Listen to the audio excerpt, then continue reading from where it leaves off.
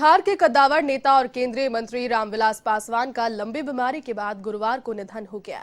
74 वर्ष के रामविलास पासवान पिछले कई दिनों से अस्पताल में भर्ती थे। रामविलास पासवान के पार्थिव शरीर को शुक्रवार शाम 5 बजे दिल्ली से पटना लाया गया, जिसके बाद एयरपोर्ट पर रामविलास पासवान के अंतिम दर्शनार्थ पटना एयरपोर्ट पर समर्थकों की भारी भीड़ उमड़ पड़ी। जानकारी के अनुसार आज उनका अंतिम संस्कार किया जाएगा। फिलहाल रामविलास पासवान के पार्थिव देह को पटना के एलजेपी ऑफिस में रखा है, जहां पर अंतिम दर्शनार्थ वहां पर भीड़ लगातार जुटी हुई है। और पटना में आज अंतिम संस्कार होगा केंद्रीय मंत्री रामविलास पासवान को। आपको बता दें कि पिछले काफी समय से अस्वस्थ वो चल रहे थे। कुछ ही समय पहले उनकी हार्ट सर्जरी भी हुई थी, जिसके बाद जो लगातार स्वास्थ्य था वो गिरता जा रहा था। हालांकि प्रशंसक यही चाहते थे कि एक बार फिर से इस जंग को जीत कर आए, लेकिन वो नहीं हो सका। जिंदगी से जो जंग थी वो हार गए। और फिलहाल इसी खबर पर अधिक अपडेट के साथ मेरी सहयोगी प्रीत किरण फोन लाइन पर जुड़ चुकी है। प्रीत, जो दुख की घड़ी है, बेहद दुखद खबर है कि रामविलास पासवान अब हमारे बीच में नहीं रहे। जितनी जद्दोजहद उन्होंने जीने के लिए की वो किसी से नहीं छुपी यहाँ पर, और आज उनका अंतिम संस्कार होगा। जी बिल्कुल जी। और आज केंद्रीय मंत्री रामविलास पासवान का अंतिम संस्कार किया जाएगा और सुबह करीबन 11 बजे जो उनका आवास है कृष्णापुरी पटना में, वहां से उनकी अंतिम निकलेगी।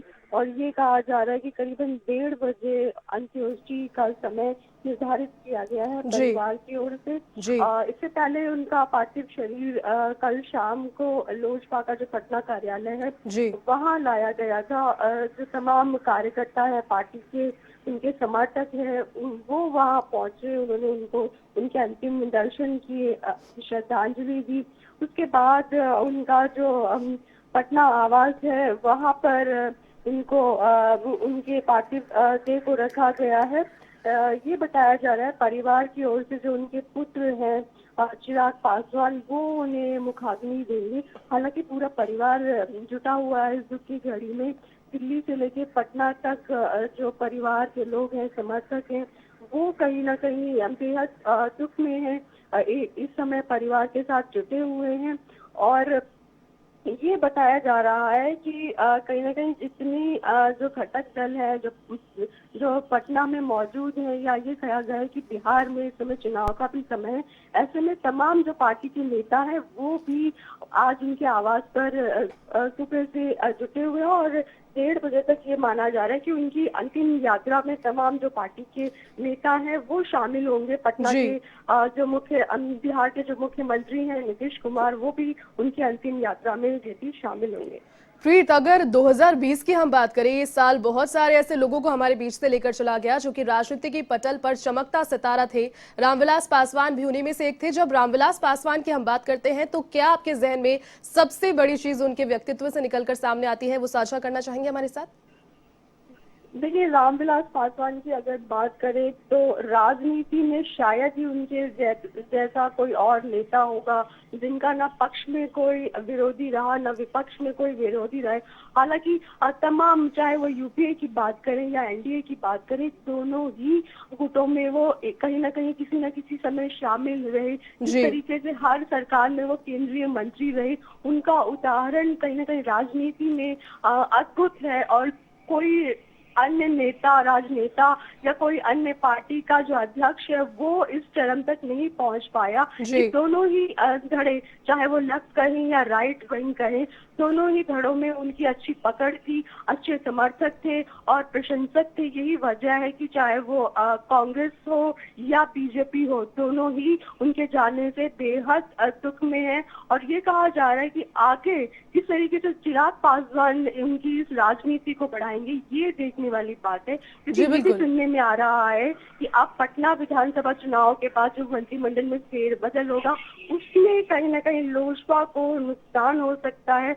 अब केंद्रीय कैबिनेट में उनको शायद ही जगह मिले। तो ये जो पार्टी को भी बहुत बड़ा नुकसान है उनके जाने का, जी। परिवार को तो नुकसान है ही, साथ में पूरे देश की जो राजनीति है, जिस तरीके से आने वाले जो नेता उनसे सीख लेते थे कि किस तरीके से पक्ष में भी और विपक्ष में भी हमको अपने आप को बना के रखना है, ताकि दोनों के बीच में किस तरीके से कॉम्बिनेशन बनाया जाए और किस तरीके से अपने आप को स्टैब्लिश किया जाए। ये एक जो सबक है नेताओं के लिए, ये बहुत बड़ी सीख देके गए। जी बिल्कुल प्रीत, किस तरीके से अपने आप को स्टैब्लिश किया जाए और इस तरीके से किया जाए जिस व्यक्तित्व को लेकर रामविलास पासवान चले हैं अपने जीवन भर, वो ऐसे बहुत ही विरले लोग होते हैं।